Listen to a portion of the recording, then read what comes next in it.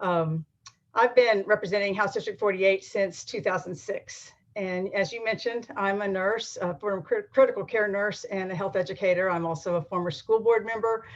I'm a current mom and a grandmom. And I serve on appropriations and higher education committees. And I know it's just shocking that an old Austin rep would be advocating for major reforms to our state's cannabis laws, but this is something that my constituents have been supporting way before it was cool. I've been pushing for a real conversation about adult recreational use for several sessions and have previously actually filed legislation. Also, my district includes one of the only legal dispensaries in the state. So on one hand, I'm just here to do my job of representing my constituents. And as you all know, this is something that electeds like those of us here tonight hear about from all kinds of folks. Senior citizens dealing with dementia, veterans trying to find some peace of mind and alternatives to drugs that have serious side effects, good old-fashioned capitalists wondering why Texas is leaving billions of dollars on the table, and many others. And I'll just take a personal side note here to say that my husband died 2 months ago after having a brain injury from a cardiac arrest almost a year and a half before. And I can tell you there were many times when I approached the doctors about being able to use cannabis because he at times was in severe pain. But I was not able to get that. The doctors that were working with him in rehab didn't feel like we had enough data yet to make that happen. This has got to change. I have personal experience with it now, and I'm extremely anxious to see us do better by Texans. As a policymaker, I see a lot of convergence with cannabis regulation between several big issues that we're going to be dealing with in the 87th legislative session.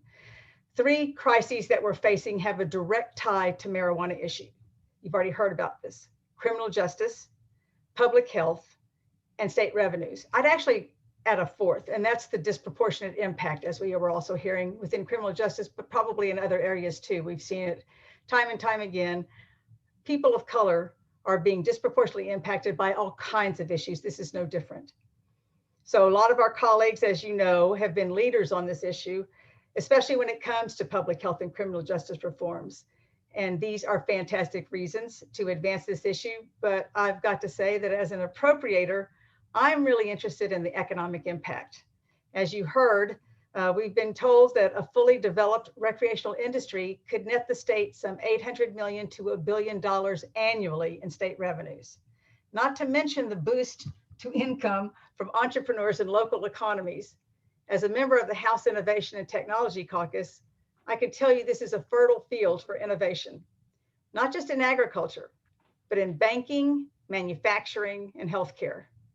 So I'm very grateful for the decades of work that you and Normal have put into advancing this cause.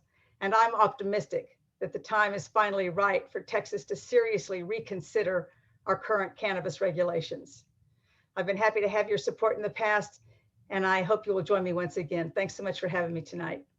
Thank you for joining us. You know, if I can have just moderator's privilege real quick, I'd like to ask a follow-up question, if I may.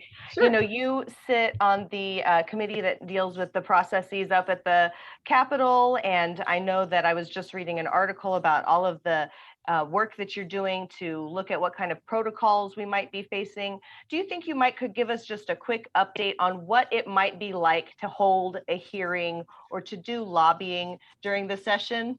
Sure. I mean, unfortunately, the answer is I don't know, but we have been working on this. I met with the Chairman Guerin. I'm on the vice chair of House Administration, and we worked over the summer earlier to try to get things set up for some interim hearings to put in some safety protocols. But of course, that never happened because the Capitol never opened. And we must have public input, we must have public access. And without that, we can't hold our hearings. So the Capitol is still closed, despite the fact that even today, the governor is loosening the restrictions on bars. We already have other businesses opening up to 75%, but the Capitol is still closed. So the likelihood of having any kind of hearings in the interim seems pretty unlikely at this point. What's going to happen in session is somewhat up in the air, partially because we don't know what to expect. We're going into flu season. We're going into colder weather, obviously not that cold in Texas, but colder weather where people are indoors more. So there's the potential for another spike. We have to watch it and see what's going to happen. And we come in January. So it could be any number of things going on. I can guarantee you, though, that whatever we do, we're trying to set it up so that it's safe, transparent, and we have public access. I just don't know what that's going to look like yet.